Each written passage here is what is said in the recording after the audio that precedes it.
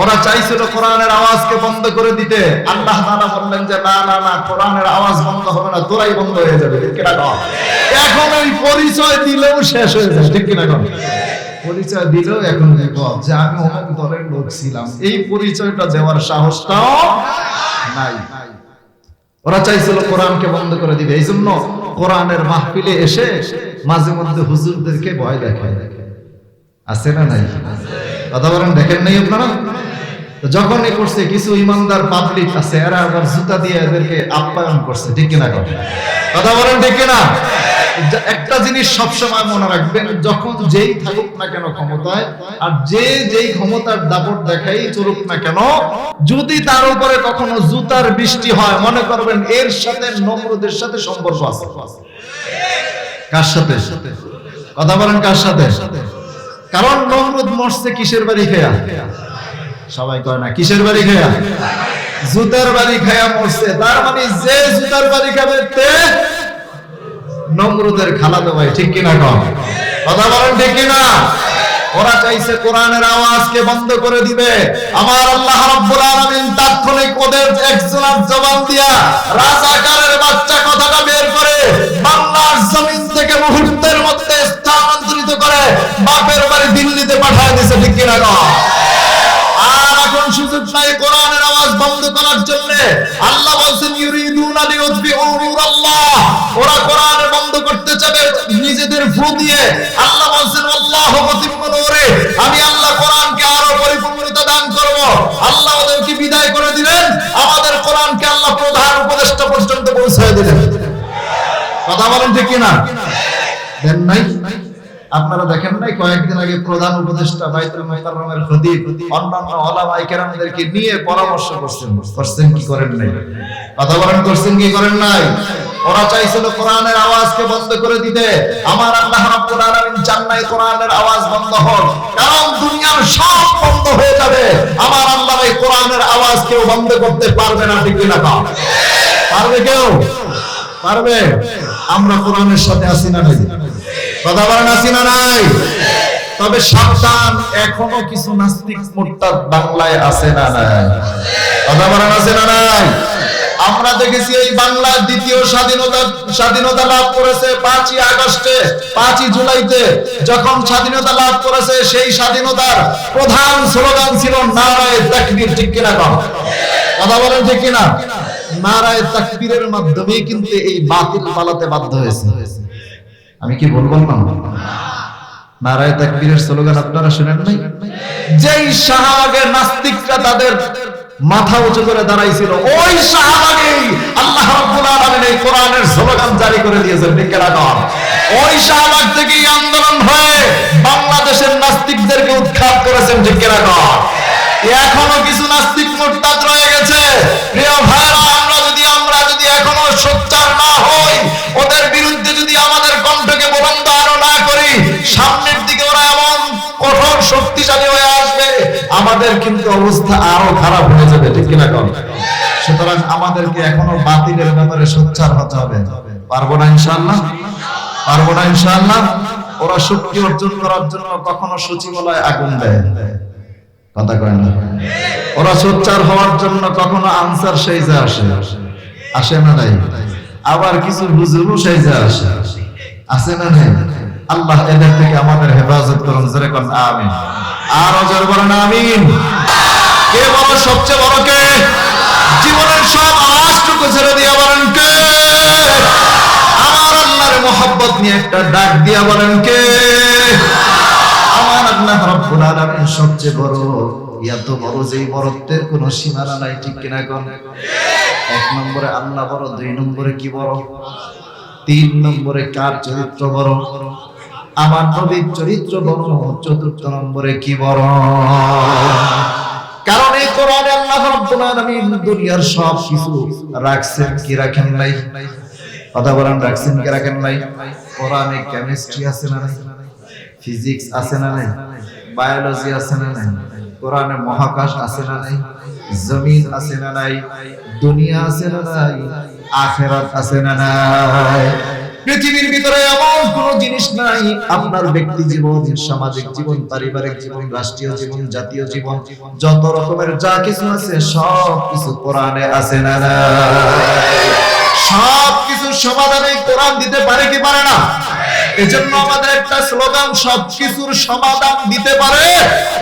আরো চিল্লায় বলেন, সবকিছুর সমাধান আরো যারা দিতে পারে, আল কোরআন দিতে পারে কি পারে না? এক পণ্ডিত, সে নাকি বিজ্ঞানী, মহাপণ্ডিত একজন, কোরআন খুলল, আমরা যতটুকু কোরআন পড়ি বা যতটুকু বুঝি তার চাইতে ওরা বেশি পড়ে, ঠিক কিনা? কথা কন ঠিক কিনা?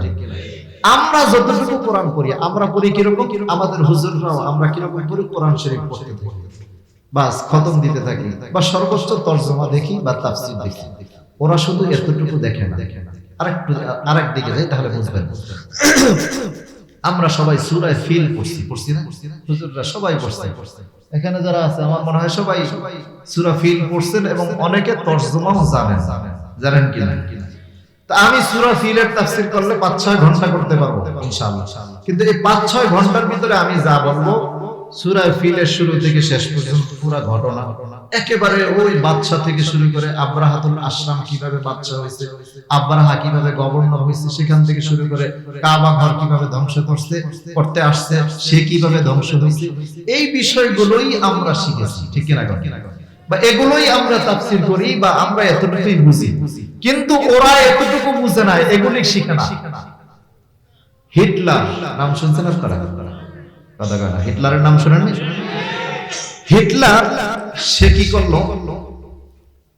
এই সূরা ফিলের উপরে গবেষণা শুরু করলো। গবেষণা করতে করতে চমৎকার কথা আসতেছে। আপনাদের বুঝতে অসুবিধা হচ্ছে? হ্যাঁ, নাকি শুধু ঘটনা বলবো একটার পর একটা? আমি ঘটনাও পারি, ঘটনা বলবো না, তাফসীর করব। কোরআনের বিষয়ের উপরে আমি থাকার চেষ্টা করতেছি ইনশাআল্লাহ। তো হিটলার সূরা ফিলের উপরে গবেষণা করা শুরু করলো। তার চিন্তা, আল্লাহ বলেন ফাজআলাহুম কাআসফিন মাকুল ওয়া আরসালা আলাইহিম তায়রান আবাবিল, এরপরে তাওমিহিম বিহিজারাতিন মিন সিজ্জিল। হিজারাতুন মিন সিজ্জিল একটা পাখি, চড়ুই পাখির থেকেও ছোট। কিসের থেকে? চড়ুই পাখির থেকেও ছোট। এতটুকু পাখি, তার ঠোঁটে একটা পাথর, হিজারাতুন মিন সিজ্জিল, আর দুই পায়ে দুইটা, এভাবে পাও দিয়া ধরে রাখছে। মোট কয়টা? 3টা পাথর নিয়ে আসছে। আনার পরে সে কি করছে? তার মেহিম ফেলে দিছে। কি করছে? ফেলে দিছে। নাকি সে এইভাবে ই করে, আমাদের দেশে আছে না, এটা কি বলে? ধনুক বাতি, বাচ্চারা যে গুল্লি মারে না, কি বলে? হ্যাঁ, গুলে। যাই হোক, একটা নতুন শব্দ শিখলাম, গুলে। বরিশালে বলে ছটকা। যাই হোক, এই গুলেন দিয়ে যেভাবে মারে, এইভাবে মারছে। দেখেন, এইভাবে মারছে। তাবনিহিম, উপর থেকে ছেড়ে দিছে। ছেড়ে দেওয়ার ফলে কি হলো? ফাজআলাহুম কাআসফিন মাকুল। আপনার একটা গাছে দেখবেন পোকা আছে না? ওই পোকা যখন মল ত্যাগ করে, কেউ কি ওই মল ত্যাগ ওর পায়খানা থেকে দেখে বলতে পারবে এটা এখানে এই ইয়ের ভিতরে আম গাছের পাতা, কাঁঠাল গাছের পাতা, অমুক গাছের অমুক পাতা আছে, কেউ বের করতে পারবে? কথা বলেন, এক করতে পারবে? তো আল্লাহ বলেন ফাজআলাহুম কাআসফিন মাকুল, এইভাবে চর্বিত খাবারের মতো নেস্তানাবুদ হয়ে গেছে। হিটলারের চিন্তা এই আয়াতের উপরে গবেষণা করছে, গবেষণা করে বলতেছে যে একটা পাথর উপর থেকে ছাড়ার পরে সেই পাথরটা মানুষের হাতির মাথার উপরে বসছে, মানুষের মাথার উপরে বসছে। তো একটা হাতির মাথার উপরে পড়ে পুরা হাতিটারে ভিতরে চূর্ণ বিচূর্ণ করে একেবারে এইটাকে শেষ করলো কিভাবে, এটা সে তার ভিতরে ঢুকলো। এটাই করেই কিন্তু সে অ্যাটম বোমা বানাইছে। কি বানাইছে? অ্যাটম বোমা। অ্যাটম বোমা যখন মারে, ওই মানুষটার আর কোনো খোঁজ পাওয়া যাবে না, ওটার আর কোনো অবস্থাই তৈরি হবে না। দ্বিতীয় বিশ্বযুদ্ধে জাপানে হিরোশিমা নাগাসাকি, আপনারা শুনছেন না? অ্যাটম বোম ফালাইছে, এখনো পর্যন্ত ওই এলাকার কোন মা তার সন্তান জন্ম দিতে পারে না। ওই এলাকার অবস্থায় আজ এই পর্যন্ত এমন হয়ে গেছে, পৃথিবীর একেবারে সবচেয়ে আপনার আবহাওয়া দূষিত আবহাওয়ার এলাকায় এখনো পর্যন্ত সেটা আছে। অথচ দ্বিতীয় বিশ্বযুদ্ধ হয়েছে কতদিন হয়ে গেছে। হিটলার এটারে গবেষণা করলো যে একটা পাথর কিভাবে এইরকম ভাবে করতে পারে, একটা মুহূর্তের মধ্যে পরে কাসফিন মাকুল চর্বিত খাবারের মতো হয়ে যেতে পারে। এটা গবেষণা করার জন্য সে একটা টিম বানাইছে। টিম বানায়া মক্কায়, যেখানে ওয়াদি মুহাসসার, যারা হজ করছেন তারা দেখে আসছেন, বা কেউ যদি সৌদি আরবে থাকেন তারা দেখেছেন, একেবারে মিনা মুজদালিফার পাশেই একটা জায়গা আছে ওয়াদি মুহাসসার, বর্তমানে ব্যারিকেড দিয়ে রাখছে। এই জায়গাটায় ভলান্টিয়ার ভাইরা আপনারা কথা ছাড়া ভিতরে ঢুকাবেন। এই জায়গাটাকে এখনো বেষ্টন করে দেওয়া আছে। তো এখানে তার 40 জনের একটা টিম পাঠাইছে। কি পাঠাইছে বুঝতেছেন আপনারা নাকি অসুবিধা হচ্ছে? 40 জনের টিম পাঠাইছে। পাঠানোর পরে হিটলার এবার গবেষণা করতেছে। 1500 বছর হয়ে গেছে, বুঝছে না? একটা জিনিস যেমন ধরেন এই মাটির উপরে, আপনাদের এই স্বাভাবিক মাটির উপরে একটা জিনিস, একটা পাথর যদি রেখে দেওয়া হয়, এটা 1 বছর বা 2 বছর পরে আয়সা দেখবেন যে এটা একটু মাটির নিচে চলে গেছে, গেছে না? তো হিটলার এটারে গবেষণা করতেছে যে 1500 বছর যদি একটা পাথর এক জায়গায় পড়ে থাকে, ওই পাথরটা কতদিন লাগবে, কতটুকু নিচে যেতে পারে, সে এটা গবেষণা করছে। আগে গবেষণা করে এই মাটি খোঁড়া শুরু করছে। ঠিক অতটুকু মাটির নিচে গিয়ে সেই পাথর পাইছে। সুবহানাল্লাহ পড়বেন না? কি পাইছে? পাথরটা পেয়েছে। পাথরটা পেয়ে এবার সে উঠাইয়া এইটা দিয়ে সে অ্যাটম বোম বানাইছে। কি বানাইছে? ওই অ্যাটম বোম জাপানের হিরোশিমা নাগাসাকিতে ফালানো হয়েছে। এখনো পর্যন্ত পৃথিবীর এইরকম আবহাওয়া আর কোথাও নাই। এত দূষিত আবহাওয়া এখনো পর্যন্ত হচ্ছে যে ওই দেশের মানুষ এখন পর্যন্ত একটা সন্তান জন্মগ্রহণও যদি করে, তাহলে সে হয় লুলা হয় অথবা প্রতিবন্ধী হয়, যে কোনো একটা সমস্যা নিয়ে তার জন্মগ্রহণ করতে হয়। তাহলে কি পাওয়ার ছিল এই পাথরগুলোতে? আজ পর্যন্ত হিটলারের পরে আর কেউ অ্যাটম বোমা বানাইতে পারে নাই। টাইম বোমা হয়েছে, অন্যান্য বোমা হয়েছে, পারমাণবিক বোমা হয়েছে, কিন্তু অ্যাটম বোম আর কেউ পারে নাই। তার মানে আমরা কোরআন পড়ি একরকম, ওরা পড়ে আর এক রকম। তো বলতেছিলাম, এক বৈজ্ঞানিক, এক বিজ্ঞানী, সে এবার চিন্তা করলো যে কোরআনে আল্লাহ শুরুতেই, কোরআনে আল্লাহ রাব্বুল আলামিন চ্যালেঞ্জ করছেন। কি করছেন? আল্লাহ রাব্বুল আলামিন বলেন, যালিকাল কিতাবু লা রাইবা ফীহি হুদাল লিল মুত্তাকিন। আমার আল্লাহ রাব্বুল আলামিন চ্যালেঞ্জ করে দিলেন, কোরআনের মধ্যে ভুল দূরের কথা, সন্দেহ, কথা কয় না, সন্দেহ। কোরআনের বিষয়ে জবান বন্ধ রাখা যাবে না, সন্দেহ নাই। যেখানে আল্লাহ রাব্বুল আলামিন ওপেন চ্যালেঞ্জ করে দিয়েছেন, ওইখানে এবার তার চিন্তা হলো, তাহলে আমি কোরআনটাকে গবেষণা শুরু করি। কোরআন গবেষণা শুরু করতেছে। 1 পারা 2 পারা 3 পারা 4 পারা করতে করতে একবারে 19 নম্বর পারার এই আয়াত পর্যন্ত আসছে। যে আয়াত পিঁপড়ার আয়াতটা আপনাদেরকে বললাম, এই আয়াত পর্যন্ত এসে সে থমকে দাঁড়িয়েছে। দাঁড়িয়ে বলতেছে, আল্লাহ তাআলা তো বললেন কোরআনের মধ্যে কোনো ভুল নাই। সে এবার বলতেছে এই আয়াতে ভুল আছে। নাউজুবিল্লাহ, আরো জোরে বল নাউজুবিল্লাহ। সে খুঁজে বের করছে এই আয়াতের মধ্যে ভুল আছে, কিন্তু আল্লাহ বললেন না না না, যালিকাল কিতাবু লা রাইবা ফীহি, আমার কোরআনের মধ্যে ভুল থাকা তো দূরের কথা, কোনো সন্দেহ নাই। বিজ্ঞানী এবার চিন্তায় পড়ে গেল, সন্দেহ নাই বলছে আল্লাহ, অথচ কোরআনে তো আমি দেখতেছি ভুল আছে। নাউজুবিল্লাহ। সে ভুল বের করছে। এটা আল্লাহ বলেন, ক্বালাত নামলাতু ইয়া আইয়ুহান নামলু দুখুলু মাসাকিনাকুম।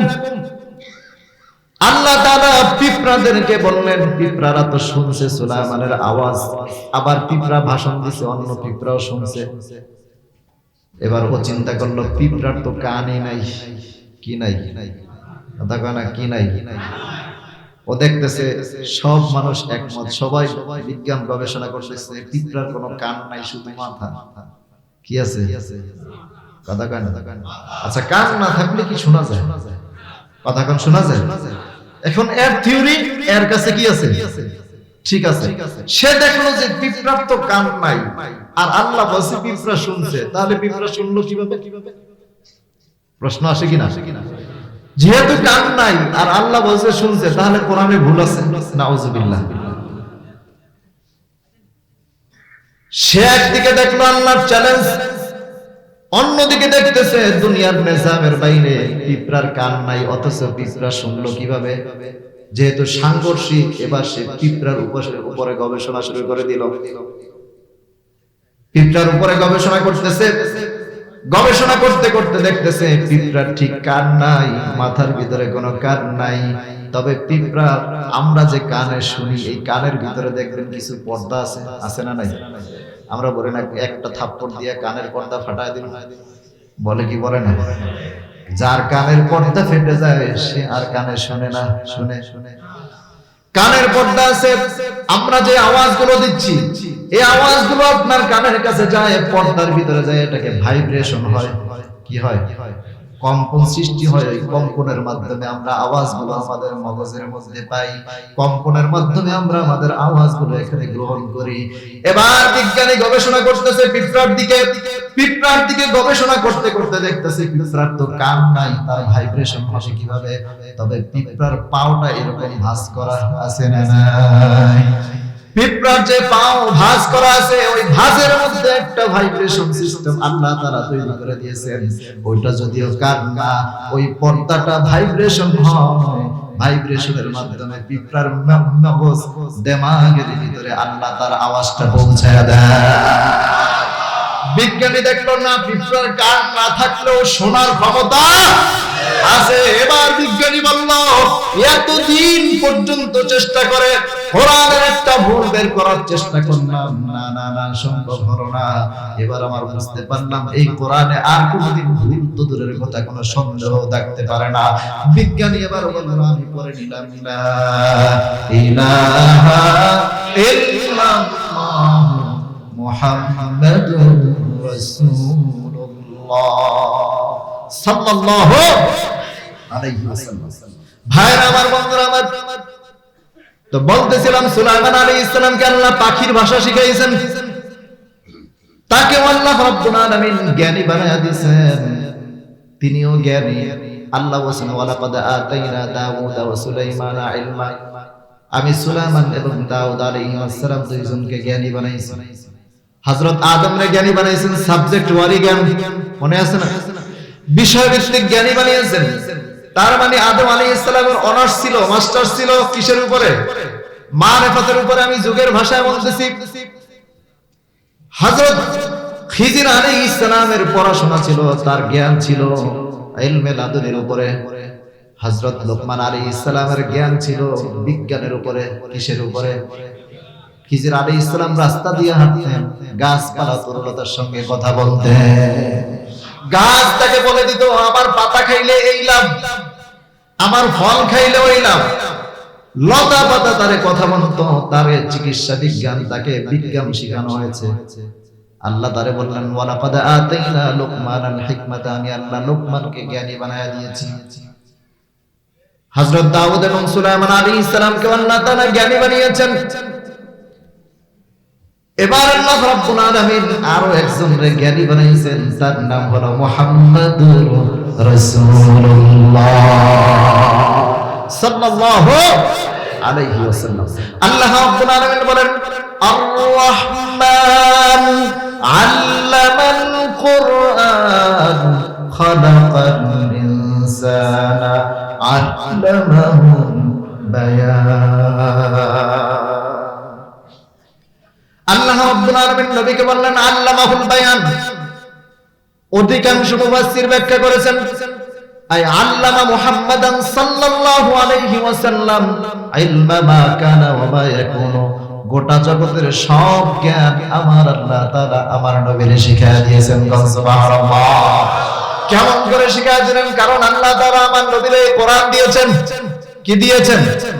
আরো জোরে বলতে হবে কি দিয়েছেন? এই কোরআন আল্লাহ রাব্বুল আলামিন আমার নবীকে দিয়েছেন। আমার নবীকে কোরআন দিয়া, এই কোরআনের মধ্যে ফিজিক্স আছে না নাই, কেমিস্ট্রি আছে না নাই, বায়োলজি আছে না নাই, আধ্যাত্মিক জ্ঞান আছে না নাই, দুনিয়ার জ্ঞান আছে না নাই, আখিরাতের জ্ঞান আছে না নাই, দুনিয়ার সব কিছুর জ্ঞান, সব কিছুর ইলম আমার আল্লাহ রাব্বুল আলামিন নবীর শিখায়া দিয়া কোরআন নাযিল করে দিয়ে আমার আল্লাহ বুঝায়া দিলেন। সবার জ্ঞান যদিও সাবজেক্ট ওয়ারি, বিষয় ভিত্তিক জ্ঞান, কিন্তু কোরআন দিয়ে আমার আল্লাহ অল সাইডের জ্ঞান আমার নবীর শিখায়া দিয়েছে। আর চিল্লায় বলুন সুবহানাল্লাহ। খুশি না বেজার? আরো যখন খুশি না বেজার? অল্প না বেশি? আমার এই নবীকে আল্লাহ রাব্বুল আলামিন দিলেন কোরআন। এই কোরআনের কথা বলতে গিয়ে আমার নবীও বাধার সম্মুখীন হয়েছে কিনা? জোরে কোন হয়েছে কিনা? আমার নবীকে ওরা বাধা দিল কোরআনের আওয়াজ বন্ধ করার জন্য। নবী দাওয়াত দিতে যান, ডাক দিলেন, বললেন কুলু লা ইলাহা ইল্লাল্লাহ তুফলিহুন, তোমরা লা ইলাহা ইল্লাল্লাহ বলো সফল কাম হয়ে যাবে। কাফেররা, বেদীনরা পর্যন্ত আমার নবীর শাস্তি দেওয়া শুরু করলো, পাথর মারা শুরু করলো, আঘাত করা শুরু করলো। নবী নামাজ পড়েন, নামাজের সামনে ময়লা জিনিসপত্র এনে রেখে দেন। আমার নবীকে নামাজ পড়তে দেয় না, নবীকে কোরআন পড়তে দেয় না, নবীকে যত রকম বাধা বিপত্তি দেওয়া শুরু করলো। আমার আল্লাহ বললেন ওয়াল্লাহু মুতিম্মু নূরিহি ওয়ালাউ কারিহাল কাফিরুন। নবী, আপনি কোরআনের আওয়াজ বন্ধ করবেন না, আপনি কোরআনের আওয়াজ চালিয়ে যান, আমি আল্লাহ আপনারে পরিপূর্ণ করে দেব। সুবহানাল্লাহ। ওরা এই কোরআনকে বন্ধ করতে চাইল। গভীরভাবে মনোযোগ দিয়ে কথাগুলো শুনেন। ওরা চেয়েছে কোরআনের কথাগুলো বন্ধ করে দিবেন। আল্লাহ রাব্বুল আলামিন বললেন না না, কোরআনের আওয়াজ বন্ধ হবে না, ওরা বন্ধ হয়ে যাবে। ওরা শত চেষ্টা করলো নবীকে দমানোর জন্য, কিন্তু কোনোভাবেই পারল না। নির্যাতন করলো তাও পারল না, অত্যাচার করলো তাও পারল না। নবীকে এমনকি 3 বছর পর্যন্ত শিয়াবে আবি তালেবের মধ্যে জেলখানার ভিতরে রেখে দিল, তাও পারল না। আমার নবী শিয়াবে আবি তালেবের মধ্যে গিয়েছেন, বের হওয়ার সাথে সাথে মক্কার মানুষগুলো দলে দলে মুসলমান হওয়া শুরু হয়ে গেছে। এখন এজন্য দেখবেন ওলামায়ে কেরামের ত্যাগ যখন হয়, ত্যাগ হওয়ার পরে আল্লাহ মহা বিজয় দান করে। ঠিক কি না?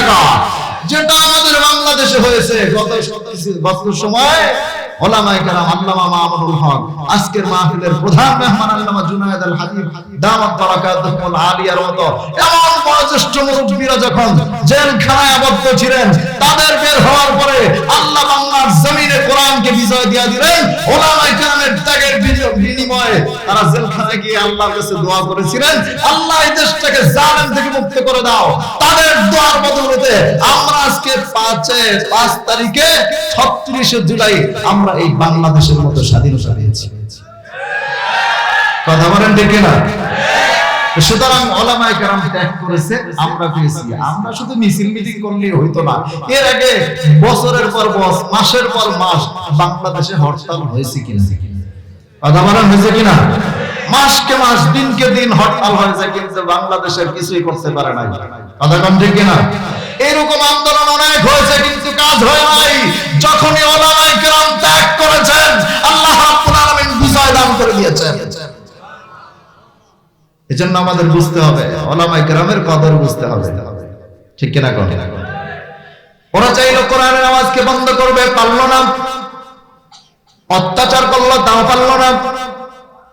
কোনোভাবেই যখন দেখলো কোরআনের আওয়াজ বন্ধ করা যায় না, এবার ওরা প্রস্তাব নিয়ে আসলো। কি নিয়ে আসলো? ওরা এবার প্রস্তাব নিয়ে আসলো নবীর কাছে। আয়েশা বলল, আবু জেহেল, উতবা, সাইবা, ওয়ালিদ ইবনে মুগীরার মতো বড় বড় কাফেররা আসলো। আয়েশা বলতেছে, মুহাম্মদ সাল্লাল্লাহু আলাইহি ওয়াসাল্লাম, তুমি দ্বীনের দাওয়াত বন্ধ করে দাও, কোরআনের কথাগুলো বন্ধ করে দাও। আমার নবী বললেন, সম্ভব না। কি বললেন? সবাই কোন? আরো জোরে কোন? আমার নবী বললেন সম্ভব নয়। ওরা মনে মনে ভাবলো, দেখি লোভ দেখাই, নবীরে লোভ দেখাইলে কাজ হবে। কতক্ষণ লোভ দেখাইলে কাজ হবে? ওরা লোভ দেখাইলো, ঠিক আছে তুমি যদি বলো আমরা, তুমি যদি এটা বন্ধ করে দাও তাহলে আরবের সবচেয়ে ধনী বানায় দেব। নবী বললেন আমার এত ধন সম্পদের দরকার নাই। আবার প্রস্তাব দিল, তুমি যদি আমাদের সাথে একমত হও, কোরআনের আওয়াজগুলো যদি বন্ধ করে দাও, তোমার দাওয়াত যদি বন্ধ করে দাও, আরবের সবচেয়ে সুন্দরী নারী তোমার কাছে বিবাহ দেব। আমার নবী বললেন সম্ভব না। আবার ওরা প্রস্তাব নিয়ে আসলো, তুমি যদি কোরআনের দাওয়াতকে বন্ধ করে দাও, দ্বীনের দাওয়াতকে তুমি যদি বন্ধ করে দাও, তাহলে আমরা আরবের সবচেয়ে বড় নেতা তোমারে বানায় দেব, বড় চেয়ারে তোমারে বসাবো।